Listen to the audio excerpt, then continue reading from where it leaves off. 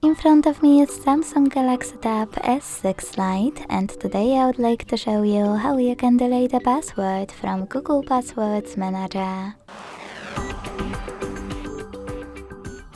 Begin by opening Settings and scrolling down to access Google.